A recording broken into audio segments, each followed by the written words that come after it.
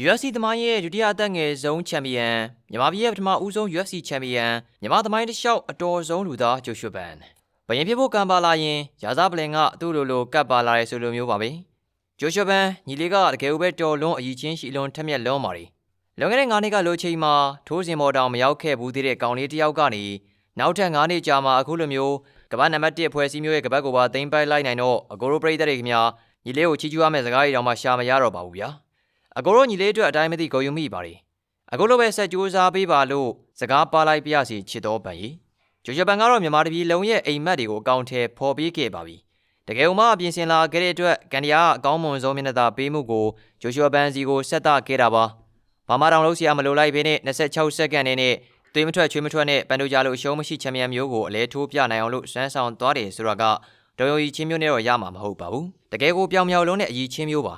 ဘန်ဒိုဂျာလည်းဒဏ်ရာရလို့ဘန်ကိုရှုံးပေးလိုက်ရတယ်ဆိုပေမဲ့တကယ်တမ်းကျတော့သူမကြောင့်ပဲသူကဒဏ်ရာမရသင့်ပဲနဲ့ဒဏ်ရာရသွားခဲ့ရတာပါအဲဒါကြောင့်ဒီအောင်ပွဲဒီကပတ်ကဂျိုရှဘန်အတွက်အတော်မှထိုက်တန်ခဲ့လို့ပြောလို့ရမှာဖြစ်ပါတယ်နောက်ပြီးဘန်ဒိုဂျာဒဏ်ရာရလို့ကပတ်ရသွားတယ်ဆိုတဲ့စကားအတန်တွေလည်းထွက်မလာစေချင်ပါဘူးဘန်ဒိုဂျာကဒဏ်ရာရအောင်သူ့ဘာသာသူဖန်တီးသွားတာမျိုးဖြစ်ပြီးကန်ဒီယာကလည်းကျွန်တော်တို့ဂျိုရှဘန်ကိုလုံးဝကိုမျက်နှာသာပေးခဲ့တာပါဒီတော့26စက္ကန့်ပဲကြာလိုက်တဲ့ဒီကပတ်လူပွဲက UFC သမိုင်းမှာဆိုရင်လည်းစံချိန်တစ်ခုတင်သွားလောက်ပါတယ်ဒါမဲ့လောလောဆယ်မှာတော့ဂျိုရှဘန်က UFC သမိုင်းမှာဒုတိယမြောက်အသက်ငယ်ဆုံး UFC ချန်ပီယံအဖြစ်နဲ့ဂျွန်ဂျုံးစ်နောက်ပိုင်းမှတ်တမ်းဝင်သွားခဲ့ပြီလည်းဖြစ်ပါတယ်မြန်မာနိုင်ငံအတွက်ဆိုရင်တော့ပထမဦးဆုံး UFC ချန်ပီယံဖြစ်ပြီးအာရှမှာဆိုရင်လည်းဒုတိယမြောက် UFC ချန်ပီယံတဦးဖြစ်ပါတယ်နောက်တော့မြန်မာသမိုင်းတစ်လျှောက်မှာဆိုရင်လည်းဖန်လိုမျိုးစွမ်းဆောင်ရည်တဲ့လူသားမျိုးမထွက်ပေါ်ခဲ့ဘူးပါဘူး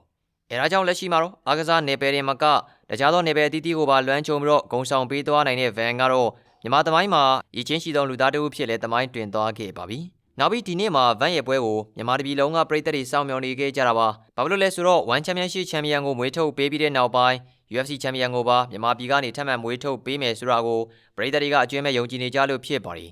ဒီတော့ကျွန်တော်တို့တွေလိုမျိုးလူသားမျိုးကိုမှအားမပေးဘူးဆိုရင်ဘယ်လိုလူသားမျိုးကိုအားပေးသွားကြမလဲဗျာတကယ်ကိုထိုက်တန်လုံးအကြီးချင်းရှိလွန်းပါတယ်နောက်တော့ကပတ်ရသွားတဲ့အချိန်မှာမိခင်ဖြစ်သူကိုလည်းကဘာကျော်တန်စကားဝိုင်းထဲကိုခေါ်ဆောင်နိုင်ခဲ့ပြီးကပတ်ကိုပခုံးမော်တင်ပေးကဘာလဲမှာတားဖြစ်သူအတွက်ရောတိုင်းပြည်အတွက်ရောပီတိဖြာစေခဲ့တာပါအဲဒါကြောင့်မြန်မာသမိုင်းကိုအောင်နိုင်လိုက်သူနဲ့မြန်မာသမိုင်းကိုအောင်နိုင်မဲ့သူကိုမွေးထုတ်ပေးခဲ့တဲ့သူနှစ်ဦးကိုမြင်တွေ့ရတဲ့မြင်ကွင်းကတော့တကယ်မှဂုဏ်ယူစရာအပြည့်ဖြစ်ပါတယ်နောက်တော့လက်ရှိမှာတော့ပြောနေရတယ်ဆိုပေမဲ့ဘန်ကပတ်ရပြီးချင်းမှာတော့ကျွန်တော်တို့တွေအံအားသင်းစရာကောင်းလွန်းတဲ့မြင်ကွင်းမျိုးကိုမြင်လိုက်ရတော့ဦးရီအသေးတွေတွတ်တွတ်ခါသွားက